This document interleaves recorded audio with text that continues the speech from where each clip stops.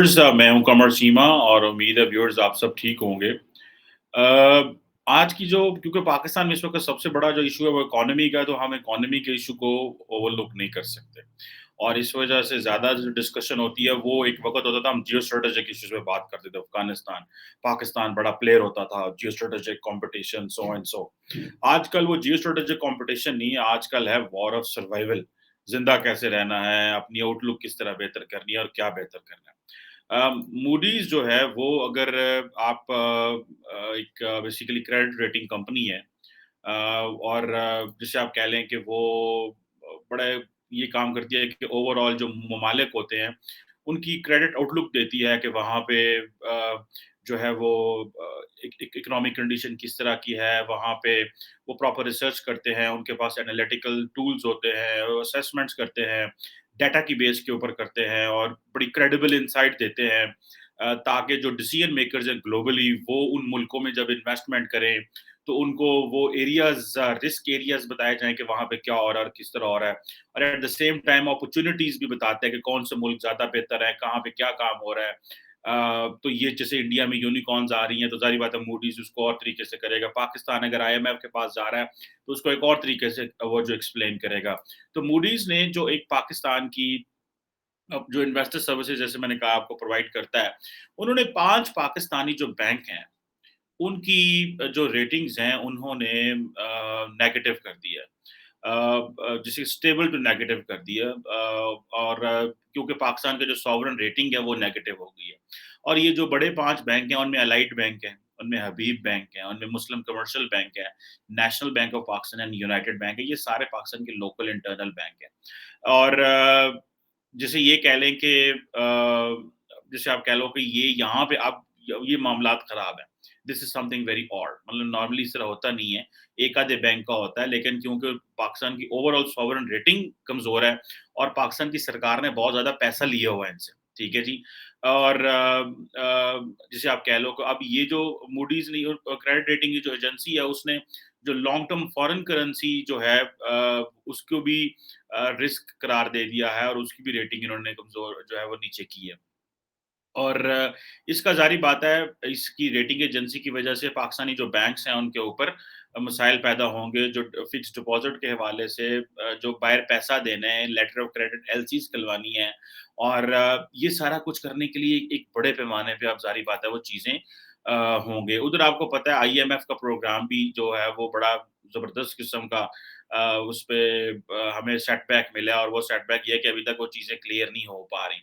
और एफबीआर जो है पाकिस्तान का जो फेडरल बोर्ड ऑफ रेवेन्यू है, उन्होंने ज़ाहिर बात है एक बड़े पैमाने पे अपना टैक्स हदफ रखा हुआ था 7.2 ट्रिलियन रुपीस का। लेकिन ज़ाहिर बात है वो एक बड़ा एम्बिशियस किस्म का वो जो है वो एक टारगेट है। अब ज़ाहिर बात है आईएमएफ पाकिस्तान को कह रहा है, कंटिन्यूअसली कह रहा है कि वो जनाब अपनी जो सब्सिडीज़ है वो ख़त्म करे। ये एक ज़ाहिर बात है वो सीरियसली वो प्रॉब्लम है। दफ़ा के ऊपर जो इतना बड़ा पैसा जा रहा है उसके ऊपर भी ज़ाहिर बात है आईएमएफ के कंसर्न्स हैं, लेकिन उनको पता है कि पाकिस्तान में सिंस एस्टेब्लिशमेंट या मिलिट्री बड़ी पावरफुल है तो उस हिसाब से वो चीज़ों को देखते हैं। इसी तरह जो आईएमएफ है वो पेट्रोल प्राइसेस के ऊपर बड़ी बात कर रहा है, वो ज़ाहिर बात है डिफेंस के ऊपर वो बात कर रहा है, फिर वो डेवलपमेंट इश्यूज के ऊपर बात कर रहा है, जो डेवलपमेंट फंड है जिसे पब्लिक सेक्टर डेवलपमेंट फंड कहते हैं, उसके ऊपर कह रहा है कि आप पैसे ना लगाएं। अब आईएमएफ जो है वो मज़ीद पाकिस्तान में पैसे जमा कराने को तैयार है, लेकिन वो कह रहा है अपनी बेल्ट टाइटनिंग करें, और वो टेक्निकली वो सही कह रहे हैं और किसी सबको पता है ये सही कह रहे हैं। तो पाकिस्तान में अगर मैं आपको सही बात बताऊँ इस वक़्त जो है ना वो 2 तरह के तबके हैं जो बात कर रहे हैं। एक तबका तो ये कह रहा है कि भई आप पाकिस्तान को ना डिफ़ॉल्ट करने दें। ये बड़ा छोटा तबका है, लेकिन ये भी बात कर रहा है कि आप पाकिस्तान को डिफ़ॉल्ट करने दें, क्योंकि जितने बिलियंस ऑफ डॉलर्स पाकिस्तान का ये कर्ज़ा बन चुका है, ये कर्ज़ा पे नहीं होना हमसे। So there is a one single thing कि आप डिफ़ॉल्ट कर जाएँ। जब आप डिफ़ॉल्ट करते हैं तो रीसेट होगा, ठीक है जी? अगर आपने रिफ़ॉर्म रिफ़ॉर्म हमसे हो नहीं रहा, तो ज़ाहिर बात है हमने we will going to on the path of we will get perished, ये तबाही मच जाएगी सारी। लेकिन क्योंकि पाकिस्तान में जो स्टेक होल्डर्स हैं, जिसमें ज़ाहिर बात है एस्टेब्लिशमेंट है या जो बाकी बिज़नेस कम्युनिटी है, वो ज़ाहिर बात है, और जो इस वक़्त पॉलिटिकल पार्टी है जिन्होंने रूलिंग है, वो समझते हैं कि ये अगर हमने रीसेट किया या डिफ़ॉल्ट कर गए तो ये बहुत बड़ी, ये एक उनकी जो पॉलिटिकल गैम्बल है वो खेल रहे हैं। तो ये ऐसे नहीं होगा। सो ये जो रिफ़ॉर्म्स की बात हो रही है कि शायद हम रिफ़ॉर्म्स कर लें, वो भी थोड़ा मुश्किल लग रहा है। अगर पाकिस्तान की जितनी पॉपुलेशन है कि अगर हमने 10% पे ग्रो नहीं किया, 10% पे, 10% is a very big number. अगर हमने 10% पे ग्रो नहीं किया तो हमारे लिए प्रॉब्लम होंगे। आईएमएफ हो, फ्रेंडली कंट्रीज़ हों, वो हमें लोन्स देते रहे, ग्रांट्स देते रहे, सारा कुछ देते रहे, लेकिन हर रोज़ चीज़ें जो है वो हमारे लिए जो है वो प्रॉब्लमैटिक हो रही हैं। अच्छा, मज़े की बात आप देखिए कि जो पाकिस्तान में इस्लामिक फाइनेंस इंडस्ट्री है, अ, उसकी जो ग्रोथ ट्रैजेक्टरी है वो बड़ी ज़बरदस्त जा रही है, और कहा जा रहा है कि जितने भी, अब ये भी बेसिकली वो है तो सारा वही, वो इस्लामिक बैंकिंग वाले जो हैं, क्योंकि पाकिस्तान एक इस्लामिक कंट्री है, और लोग जो है ना, वो जो रिटायर्ड होते हैं या जो इन्वेस्टर बिज़नेस करते हैं, वो समझते हैं कि यार ये जो इंटरेस्ट नहीं होना चाहिए क्योंकि ये सूद हराम है। बहुत सारे इस्लामिक स्कॉलर्स का ये कहना है कि सूद हराम है, ठीक है, कुरान ने भी, इस्लाम ने भी कहा है। लेकिन पॉइंट ये है कि आप जब तक रियासत जो है, स्टेट जो है, आपको एक अल्टरनेट सॉल्यूशन नहीं देती, तो आपको उसी इंटरेस्ट के ऊपर ही वो आप काम करते रहे उसके ऊपर। बिकॉज़ रियासत ने आपके सामने वो एक एक चीज़ रखी हुई है, इसमें एक इंडिविजुअल का कोई कसूर नहीं है, क्योंकि उसके सामने कुछ रखा नहीं है। हाँ, रियासत कल को उसको चेंज करने की कोशिश करे, मामलात ठीक करने की कोशिश करे, तो फिर ठीक है। सो पाकिस्तान का एक बहुत बड़ा तबका जो है वो इस्लामिक फाइनेंस इंडस्ट्री में जा रहा है।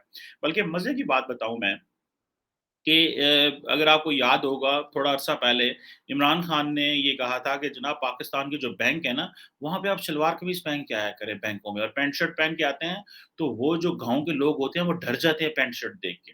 वो घबरा जाते हैं, वो समझते हैं ये बाबू है जिससे हम बात कर रहे हैं, तो पैंट शलवार कमीज़ पहन के आया करें। और फिर मैंने इस तरह के बहुत सारे इस्लामिक बैंकों में मैं गया हूँ खुद भी पर्सनली, अगर कहीं को चेक कैश कराना हो या क्रेडिट कराना हो या कुछ इस तरह, तो हमने देखा, कुछ मेरे बैंक मैनेजर दोस्त भी हैं, तो वो हमें बताते हैं कि बेसिकली जो खवातीन जो हैं इस्लामिक बैंक्स में, उनका ड्रेस जो है वो उनको कहा गया है कि आप वो पहन के आएँ, अबाया पहन के आएँ। तो ये आप समझ लें कि ये भी एक चीज़ है। अब जो फेडरल शरीयत कोर्ट है पाकिस्तान की, उन्होंने इसी साल अप्रैल में कहा कि जो रिबा है या इंटरेस्ट है, ये प्रोहिबिटेड है इस्लाम में, और बैंकिंग ट्रांज़ैक्शंस के ऊपर। अब जो है शरिया कंप्लायंट नोट्स अडॉप्ट करें। अच्छा, मैंने बहुत सारे लोगों से समझने की कोशिश की, क्योंकि I am not a banker, but since economy is very much important for all of us. तो उन्होंने हमें बताया कि भई बात ये है कि पाकिस्तान के अंदर ये जो इस्लामिक बैंक्स हैं, ये उसको रेंट कहते हैं, वो उसको इंटरेस्ट कहते हैं, कि जी हम आपसे रेंट लेंगे, क्योंकि रेंट, हम पाकिस्तान में जो अच्छे बड़े लोग हैं उनके पास पैसा अच्छा होता है, they have money, they have resources, और वो क्या करते हैं, उन्होंने अपने घर, फैक्ट्रियाँ, बहुत सारी प्रॉपर्टीज रेंट पे डाल दी होती है, तो वो कह रहे हैं बस ठीक है, किराया आ रहा है, हमने इन्वेस्टमेंट की हुई है। तो इस तरह की चीज़ वो कह रहे हैं कि जी हम इसका नाम रेंट जो है ना वो कर दें। अब ये जो चीज़ें हैं, ये ज़ाहिर बात है थोड़ी-सी प्रॉब्लमैटिक हैं हमारे लिए, कि भाई आप जो है वो रेंट क्या है और किस तरह है। आप देखिए, पाकिस्तान की जो इस्लामिक फाइनेंस इंडस्ट्री है, that is crossed almost over $42 billion. $42 billion की इस्लामिक फाइनेंस इंडस्ट्री है, मतलब बहुत बड़ा ये फिगर है पाकिस्तान का। और ज़ाहिर बात है, इससे ये पता चलता है कि हाउ मेनी पीपल आर इसकी वो ट्रस्ट कर रहे हैं। अब ज़ाहिर बात है कि पाकिस्तान के देखिए 63% लोग जो है ना वो तो गाँव में रहते हैं। Still this is the world bank report. अब ज़ाहिर बात है, ये सारी जो इस्लामिक फाइनेंस इंडस्ट्री है, वो लार्जली जो वहाँ पे रहते हैं वो इस्लामिक बैंकों में जाना पसंद करेंगे। वहाँ पे जहाँ पे जो है वो मॉडर्न मॉड स्क्वाड या एक अच्छा जो ख़वातीन एक पैंट शर्ट पहन के बैठी होंगी, शायद वो कहेंगे लो जी ये किधर हम आ गए और क्या चल रहा है। तो ये भी एक प्रॉब्लम है। ये बेसिकली हम, क्योंकि अपने अंदर की लड़ाई लड़ी जा रही है अभी तो। जिसे आप कह लें कि जिसे कहते हैं ना कि अंदर की लड़ाई लड़ रही है, कि हमने हमने रहना कैसे है, हमने करना क्या है, हमें हमें हमें क्या करना चाहिए और हमें किस तरफ जाना चाहिए। ये जो बातें हैं, ज़ाहिर बात है ये हमें परेशान कुन है हमारे लिए, कि हमारी डायरेक्शन क्या होनी है। जिस तरह कल भी मैं आज भी बात कर रहा था कि भाई डायरेक्शन क्या होगी? अब ज़ाहिर बात है, हमारे पास कोई उस तरह की लंबी-चौड़ी डायरेक्शन तो है नहीं है। बस ये पता है कि सर्वाइवल किस तरह करना है। अभी क्योंकि एक तरफ हमें मूडी ने हमारे 5 बैंकों जो हैं उनकी क्रेडिट रेटिंग नेगेटिव कर दी है, ठीक है? जिस तरह मैंने 5 बैंकों का नाम लिया आपके सामने। इसी तरह अगर आप देखें कि जो गवर्नमेंट है वो हर रोज़ एक नेगेटिव खबर आ रही है। जैसे कि मैं पढ़ रहा था ब्लूमबर्ग में कि जी पाकिस्तान जो है वो उसमें हुकूमत ने कहा है जी कि हम सैटरडे को छुट्टी दे देते हैं। फिर ये प्लान आया जी कि हम जो है वो फ्राइडे हाल्फ डे कर देते हैं। फिर ये प्लान आया जी हम सुबह 8 बजे से साढ़े रात साढ़े 8 तक जो है वो हम डे लाइट में ज़्यादा काम करने की कोशिश करें ताकि बिजली कंज़्यूम कम हो और रात को हम वो जो टाइम है उस टाइम हम घरों को बिजली दें। मतलब इस तरह के जो है वो पाकिस्तान के साथ जो है वो मिसाइल हैं और ये आपको अगर आप ग्लोबल मीडिया पढ़ेंगे तो ये आपके सामने आएगा। मूडीज़ आपको किस तरह देखता है। सो ओवरऑल हमारी जो आउटलुक है वो नेगेटिव है, मामलात they are in a very bad shape और उधर से आप देखेंगे कि हमारे प्राइम मिनिस्टर इमरान खान साहब साबिक जो हैं, उन्होंने ये कहना शुरू कर दिया जनाब कि मैं जो है वो अ, एक बड़ा लॉन्ग मार्च करने वाला हूँ और मैं इस हुकूमत को नहीं रहने दूँगा और मैं खुद आके मामलात देखूँगा और ये वो। सो एक तरफ हम आपस में लड़ रहे हैं, दूसरा हमें ये नहीं पता कि हमने इस्लामिक बैंकिंग में जाना है, मेनस्ट्रीम बैंकिंग में जाना है। हमने कहाँ से कर्ज़े लेने हैं, कहाँ से क्या करना है। सो एक बहुत बड़ी जिसे कहते हैं वॉर ऑफ सर्वाइवल वो शुरू हो गई है पाकिस्तान के अंदर जो कि बहुत पहले हमें ये वॉर ऑफ सर्वाइवल लड़ लेनी चाहिए थी। हमारे साथ इंडिया है, हमारे साथ बांग्लादेश है, किस तरह they are living a very peaceful life. तो ये मसाइल हैं, पावर सेंट्रलाइज़ेशन हमारे बहुत सारे मसाइल हैं। कहाँ-कहाँ से आप बंदा बात शुरू करे और कहाँ-कहाँ पे उसको जो है वो ख़त्म करे। जिसे कहते हैं कि अब ज़ाहिर बात है हमारे पास रेगुलर टैक्सेशन जो है अर्बन और लैंड प्रॉपर्टीज़ की टैक्सेशन पाकिस्तान में लोग खरबपति हो गए हैं, अरबपति नहीं, खरबपति हो गए हैं प्रॉपर्टी के लेकिन उस तरह उनके ऊपर टैक्सेस ही कोई नहीं है। एक्सपोर्ट थोड़ी-सी मैन्युफैक्चरिंग कर लो उसके ऊपर टैक्स है। तो वो जो पैसे आप सारे के सारे पैसे कमा रहे हैं और बना रहे हैं प्रॉपर्टी से उसके ऊपर टैक्स ही कोई नहीं है। और ये अभी सुनने में आ रहा है कि जो पाकिस्तान के जो फ्रीलांसर्स हैं, फ्रीलांसिंग इंडस्ट्री पाकिस्तान की ऑलमोस्ट $4 बिलियन की एक छोटी-सी इंडस्ट्री है। उसके ऊपर सुना है वो 30% टैक्स लगाने लगे। वो कह रहे हैं कि भाई ये 30% टैक्स चाहिए हमें। हमें इनसे जो है ना वो टैक्स लेना है क्योंकि ये डॉलर कमांड है इन्हें ना वो जो छोटे लड़के बच्चे लाहौर, कराची, इस्लामाबाद छोटे-छोटे शहरों में बैठ के पूरी दुनिया में जो पाकिस्तान के पाकिस्तान से वो जो सॉफ्टवेयर बनाते हैं और बहुत सारी अपनी सर्विसेज़ देते हैं, उनको वो पकड़ने लगे हैं कि इनके ऊपर टैक्स डालो।